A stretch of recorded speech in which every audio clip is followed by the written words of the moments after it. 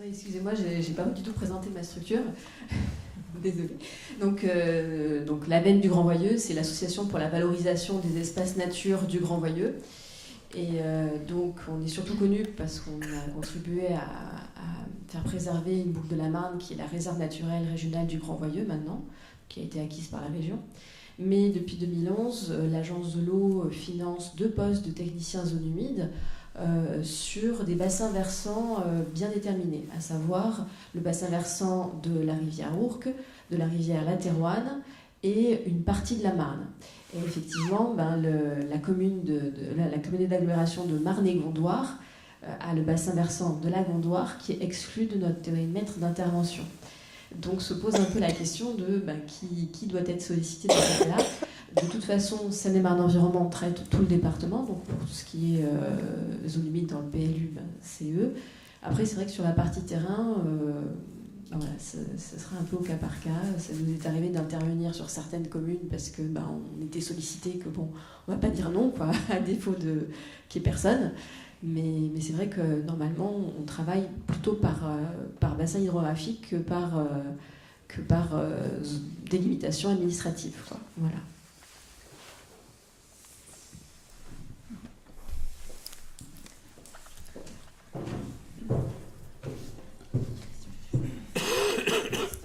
Bonjour, Christine Gibert, adjointe à la mairie de Lèche. Je vois que Lèche a été largement prise en exemple comme commune pour sa gestion des zones humides. Je voulais quand même vous faire part que ça peut quelquefois poser des problèmes avec nos administrés, entre autres la prolifération des moustiques. Certains étés, on nous demande de pulvériser par hélicoptère les moustiques qui troublent les soirées d'été. Bon, ensuite, je voulais faire aussi une remarque, ça ne concerne pas notre commune, mais j'ai remarqué que les zones humides dans les villes, plutôt en zone vraiment urbaine, ça peut quelquefois... je dirais que c'est pas incompatible, mais c'est quand même compliqué, je pense, de faire vivre ces zones humides. Je vais dire par là que les gens vont faire promener leurs chiens sans être attachés, ça peut gêner la nidification des oiseaux. J'ai eu le cas cette année d'un retour sur la commune de Couvray, donc qui borde notre commune. Les grenouilles gênaient les riverains, comme il faisait très chaud, ils dormaient fenêtres ouvertes, donc ça empêchait de dormir. Donc il y a quand même aussi quelques inconvénients pour les riverains et qui remontent dans les communes, quoi, et on doit faire face aussi à ce genre de réflexion. Alors oui, il y a une chose qui est certaine, c'est dans la préservation des zones humides, il n'y a pas seulement la préservation foncière qu'il faut prendre en compte.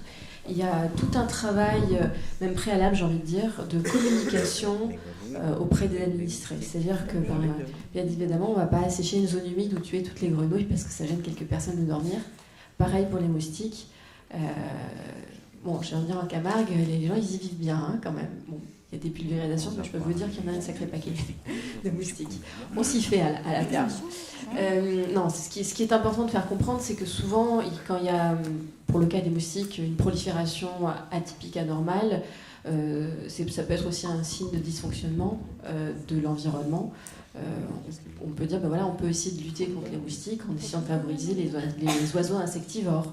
Peut-être dans la ville, traiter un peu moins par insecticide pour aider les oiseaux à s'installer et à manger les moustiques plutôt qu'autre chose chez soi.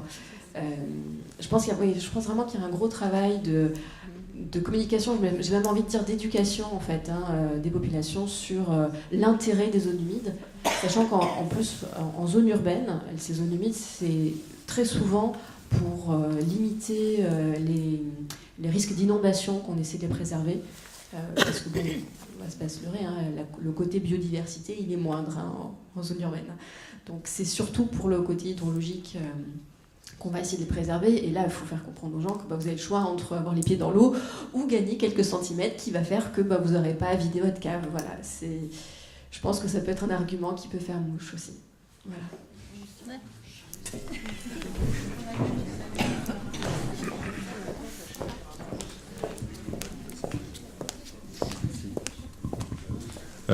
Oui, en fait, dans la même veine, pour l'avoir vécu lors de l'enquête publique en fait sur le PMU de Jossigny. Moi, c'était pas les riverains immédiats, c'était les professionnels de l'agriculture. Quand ils voient en fait, bon, on a vu la carte en fait qui est représentée toutes les zones humides de classe 3. Je peux vous assurer que j'ai eu une montée de bouclier parce que on me demandait même, puisque c'était un avocat qui était sur le coup, qui me demandait même d'élaborer, on va dire, une cartographie beaucoup plus précise et des critères beaucoup plus précis qui supplantaient en fait, qui auraient pu supplanter les critères de la DRIU. Donc bon, ça se fait, mais c'est vrai que vous, oui, enfin c'était un petit peu, on va dire, difficile à expliquer parce que de se dire que si on devait être à la recherche en fait de tous les critères qui avaient été mis en place pour les zones humides de classe 3, je vous avoue que ça dépassait largement mes compétences. Mais il s'avère quand même que je suis d'accord avec vous, c'est user et abuser de pédagogie parce que bien sûr on voit des zones humides de classe 3 et on se dit j'ai pu pouvoir faire grand chose en fait à un moment donné. Non, le simple fait d'expliquer que c'est lors de construction ou d'aménagement qui dévie en fait, on parlait des drainages, c'est vrai que c'était de la grande question aussi. C'était de la restauration de drainage, mais pas de création de nouvelles zones de drainage. Mais ça a mis quand même pas mal de temps d'explication, et je ne suis pas sûr encore que ça soit vraiment entendu ou compris. Voilà, c'est juste une expérience. Après, comme je disais, les zones humides potentielles, c'est très vaste, ces zones vertes. C'est pour ça que c'est intéressant de faire ce travail d'identification, parce qu'il y a plein de zones qu'on peut déclasser, justement. Ces zones, il y en a beaucoup qui étaient des zones inondables. Mais quand on a une crue tous les 30 ans, concrètement, ça ne veut pas dire que votre sol il est humide. Il a été humide une fois il y a 30 ans. Mais ça ne veut pas dire que le reste du temps, on peut rien en faire. Il faut différencier les zones inondables et les zones humides. Voilà, c'est pas la même chose. Oui. Donc, du coup, ça aussi, ça fait partie de la communication à faire auprès d'administrés. En disant, voilà, il y a aussi des périmètres liés à l'inondation, donc là, bien sûr, à respecter. Mais après, il y a plein de zones humides potentielles qui, finalement, ne sont pas humides et dont on peut faire ce qu'on veut, mais voilà, dans certaines limites. Et même dans les zones humides, il y a encore du potentiel. C'est-à-dire, comme vous le disiez, l'idée, c'est pas de modifier l'hydrologie. Et bien évidemment, quand on a une certaine biodiversité, donc nous, notre intérêt, c'est aussi de maintenir cette biodiversité, pour tout plein d'autres raisons qu'on peut expliquer, servir des différents services écologiques. Mais après, voilà, un champ qui est en zone humide, l'agriculteur peut continuer à cultiver, quoi, c'est sûr. Mais il y a beaucoup d'a priori et sur les zones humides, c'est des zones insalubres. On nous parle souvent qu'il faudrait assainir, il faudrait nettoyer ces zones-là. C'est tout un changement de paradigme, en fait. De faire comprendre qu'en fait, non, c'est pas des zones qui nous sont néfastes, au contraire, c'est des zones qui sont vraiment indispensables et qui nous rendent d'énormes services, qui financièrement coûteraient extrêmement cher si on devait les remplacer. Et il vaut mieux préserver l'actuel plutôt que remplacer ces services-là. Et donc oui, les classes 3, donc classes potentiellement humides, elles ne sont pas forcément humides. On n'impose pas de fait le règlement qui est proposé par Seine-et-Marne Environnement. Avant, on vérifie si c'est humide ou pas, parce que ça n'a pas de sens d'imposer un règlement strict, comme on l'a vu, sur toute une zone qui, finalement, après vérification, pourrait ne pas être humide. Donc il y a vraiment ce travail à faire en amont.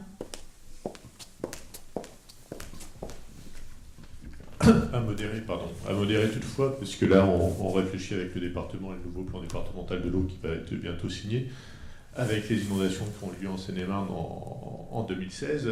En effet, il y a les zones humides, mais il y a aussi les champs d'expansion des crues, et donc l'idée c'est aussi de pouvoir à terme continuer la protection des zones humides, mais également de permettre aussi la protection des champs d'expansion des crues. C'est pour ça qu'en effet, les zones humides de classe 3, même si elles ont été inondées qu'une fois il y a 30 ans, ça vaut peut-être le coup quand même de les zoner de façon à ce que, si un jour ça déborde, cette zone-là ne se retrouve pas les pieds dans l'eau avec des habitations, et qu'on puisse comme ça les préserver aussi sur le long terme. Quant à la problématique moustique, il faut savoir quand même que, par exemple, nos moustiques sont gentils pour le moment. Les moustiques tigres, par exemple, qui sont gentils aussi, puisque en fait, ils font que trimballer une maladie, mais eux, ils sont pour rien dans l'absolu. Eux se développent dans les pots de fleurs, dans les petites jardinières et autres petits points d'eau, récupération d'eau de pluie et autres, et pas forcément dans les zones humides. Les zones humides ont l'avantage d'avoir des grenouilles, justement, celles qui font du bruit, qui mangent les larves de moustiques, des libellules qui mangent les larves de moustiques, des chauves-souris et d'autres oiseaux qui permettent de réguler ces populations. Et en effet, lorsqu'il y a beaucoup de moustiques, c'est souvent qu'il y a un déséquilibre au niveau des prédateurs. Juste pour compléter sur les champs d'expansion des crues, donc il y a le PPRI pour la Marne, et nous, Marne-et-Gondoire, on va lancer une étude d'ici quelques semaines qui vise à mettre en place un plan de gestion des cours d'eau du territoire. Et dans cette étude-là, on va faire une modélisation hydraulique de tous les cours d'eau pour pouvoir savoir justement quels sont ces secteurs à prendre en compte en cas d'inondation qui seraient potentiellement des champs d'expansion des crues, avoir une visibilité en fait sur nos cours d'eau qu'on connaît parfois pas très bien.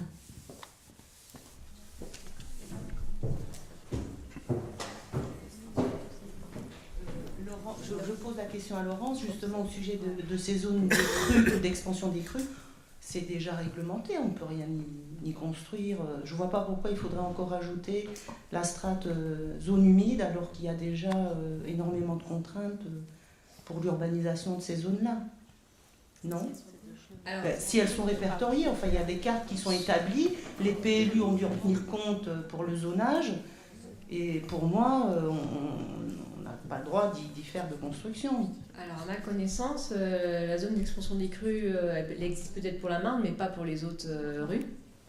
Sur l'Èche, si. Ah bon, Oui. d'accord, je ne savais pas. Sur le rue du Rapinet, ça existe. Oui. Donc, si ça existe, bien sûr, il faut que ce soit pris en compte, et c'est pris en compte, mais vu que ça n'existe pas pour toutes les rues. D'accord. Mais quand c'est déjà répertorié, je veux dire, ah oui, ce zonage déjà vous l'avez déjà pris en compte. Et réglemente déjà l'urbanisation. On va prendre une dernière question.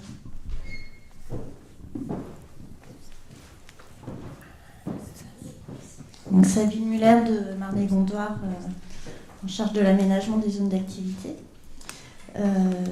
Concernant la carte de zones potentiellement humides, donc sur laquelle vous vous basez aussi pour faire les porter à connaissance dans le cadre de la révision des PLU, est-ce qu'une mise à jour régulière est prévue, vu que c'est un premier jet de potentiel?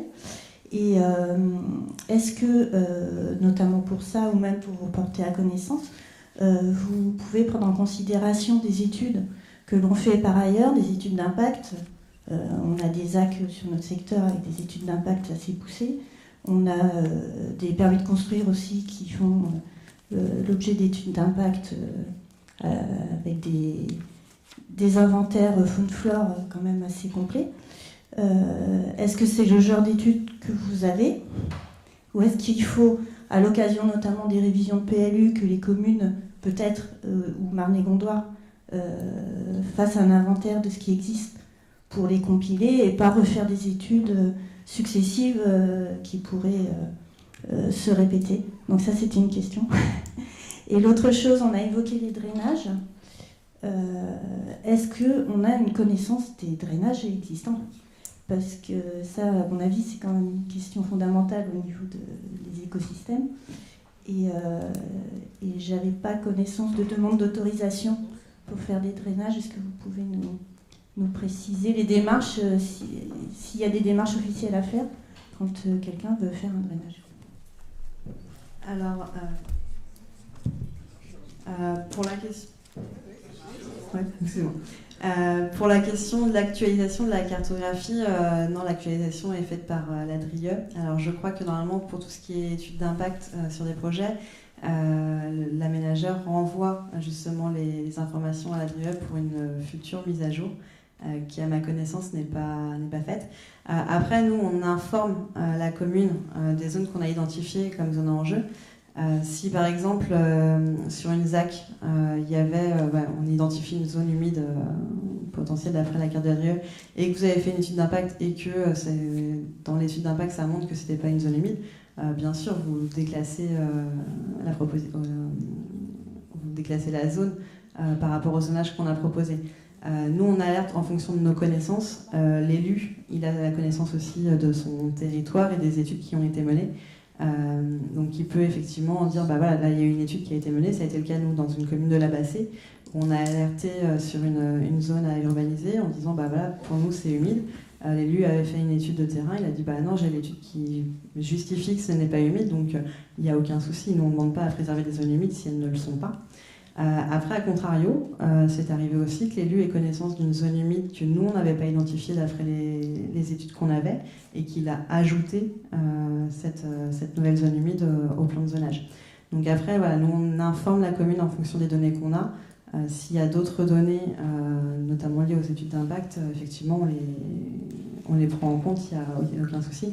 Dans ces cas-là, ce sera dans le rapport de présentation de bien justifier qu'il y avait une étude qui avait été menée, peut-être juste en faisant la référence à l'étude, de façon à ce que notamment les services instructeurs, parce que ce n'est pas nous après qui donnerons les autorisations, mais que les services instructeurs puissent dire, bah voilà, au niveau du plan de zonage, au niveau de la légalité, c'est bon, ça passe, il n'y a pas de souci.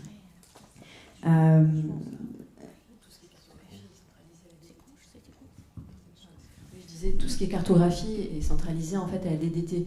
Nous, on envoie à la DRIE, effectivement, pour une mise à jour future. Mais on nous demande d'envoyer nos cartes à la DDT parce qu'effectivement, c'est eux qui, on va dire, centralisent les informations et informent les communes quand il y a des mises à jour de PLU sur tout ce qu'ils ont comme information. Donc, vous pouvez envoyer ça aussi à la DDT. Et après, pour la question du drainage agricole, à ma connaissance, non, on n'a pas vraiment d'informations. C'est assez compliqué de trouver des drainages qui ont été mis en place il y a longtemps. Dans ces cas, il faut peut-être se rapprocher plutôt de la Chambre d'agriculture qui a peut-être des données que nous, on n'a pas. Et après, pour la procédure de mise en place, ça dépend de la surface impactée, comme je vous disais tout à l'heure.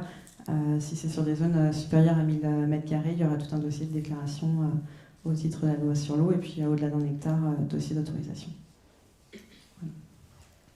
Je voulais juste rajouter, plutôt que d'attendre une mise à jour de la carte de la DRIE sur les classes d'alerte, je pense que c'est au territoire de se prendre en main et de déterminer eux-mêmes, parce que de toute façon, même s'ils mettent à jour, ils vont bouger peut-être des secteurs, mais on aura toujours la classe d'alerte 3, sur laquelle on ne saura pas. Et donc, tant qu'il n'y aura pas eu d'études plus détaillées sur le territoire pour déterminer si oui ou non on est en zone humide ou pas, donc c'est vraiment au territoire de se prendre en charge sur ça.